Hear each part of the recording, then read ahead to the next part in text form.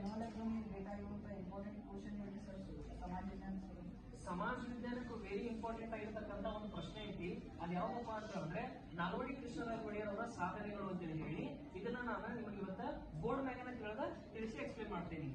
ನೋಡ್ರಿ, 10ನೇ ತರಗತಿಯ ವಿದ್ಯಾರ್ಥಿಗಳಿಗೆ ಆನ್ಯುವಲ್ ಎಕ್ಸಾಮ್ ನಲ್ಲಿ 4 ಅಂಕದ ವೆರಿ ಇಂಪಾರ್ಟೆಂಟ್ ಪ್ರಶ್ನೆಯನ್ನ ಕೇಳಲಿಕ್ಕೆ ಸಾಕಷ್ಟು ಸಾಧ್ಯತೆಗಳಿದಾವ.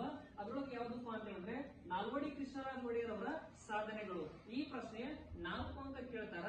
4 ಅಂಕ ಕೇಳಿದ್ರೆ ಮಿನಿಮಮ್ 8 ಪಾಯಿಂಟ್ಸ್ ಅನ್ನ ಬರಬೇಕು. ಆದ್ರೆ ಸಾಧ್ಯ ಆದ್ರ 10 ಪಾಯಿಂಟ್ಸ್ ಅನ್ನ ಬರಕ ಟ್ರೈ ಮಾಡ್ರಿ. ಯಾಕಂತ ಹೇಳಿದ್ರ ಉಳಿದ 1, 2 ಯಾವ್ದಾದ್ರು ಪಾಯಿಂಟ್ಸ್ ಅಲ್ಲಿ ಏನೋ ಮಿಸ್ಟೇಕ್ಸ್ ಆದ್ರೂ ಕೂಡ ಉಳಿದ 8 ಪಾಯಿಂಟ್ಸ್ ಗಳು ಕೌಂಟ್ ಆಕಾವ. ಅದ್ರೊಳಗೆ 1ನೇ ಪಾಯಿಂಟ್ ಯಾವ್ದಪ್ಪ ಅಂತ ಹೇಳಿದ್ರೆ ಮೈಸೂರಿನಲ್ಲಿ ಶ್ರೀಗಂಧದ ಎಣ್ಣೆ ಕಾರ್ಖಾನೆಯನ್ನ ಸ್ಥಾಪನೆ ಮಾಡಲಾಯಿತು. 2ನೇದು ಪ್ರಾಥಮಿಕ ಶಿಕ್ಷಣದ ಶುಲ್ಕವನ್ನ ರದ್ದುಗೊಳಿಸಲಾಯಿತು. ವಿದೇಶದಲ್ಲಿ ಕಲಿಯುವಂತಹ ನಮ್ಮ ದೇಶದ ವಿದ್ಯಾರ್ಥಿಗಳಿಗೆ ವಿದ್ಯಾರ್ಥಿ ವೇತನದ ಸೌಲಭ್ಯವನ್ನು ಕೊಡಲಾಯಿತು. ಹೆಣ್ಣು ಮಕ್ಕಳ ಶಿಕ್ಷಣಕ್ಕೆ ಹೆಚ್ಚಿನ ಆದ್ಯತೆಯನ್ನು ಕೊಟ್ಟಿದ್ದಾರೆ. ಮೈಸೂರು ವಿಶ್ವವಿದ್ಯಾಲಯವನ್ನು ಕೂಡ ಸ್ಥಾಪನೆ ಮಾಡಿದ್ದಾರೆ. ಅಷ್ಟೇ ಅಲ್ಲದೆ ಭಾರತೀಯ ವಿಜ್ಞಾನ ಸಂಸ್ಥೆಯನ್ನು ಕೂಡ ಸ್ಥಾಪನೆ ಮಾಡಿದ್ದಾರೆ.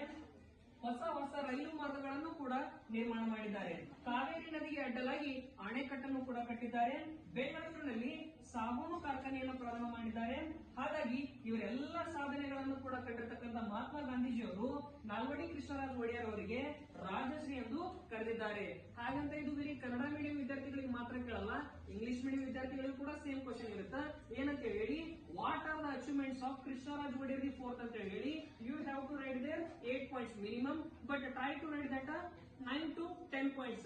In that first one, in Mysore he has started that oil factory in that Mysore. Next point, primary education fees has been abolished. Later, the students, those who are learning in that other countries, those who belong to that other country, they are going to give that scholarship facilities also. Along with that, Krishnaraj Vaidya IV has been given very much important to that education of girls.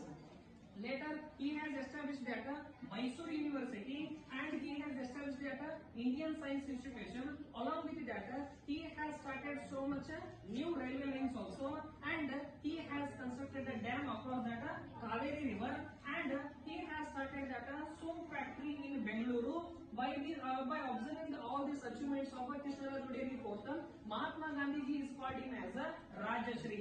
By this, you can easily get that 4 marks. To get more marks, you can follow our channel.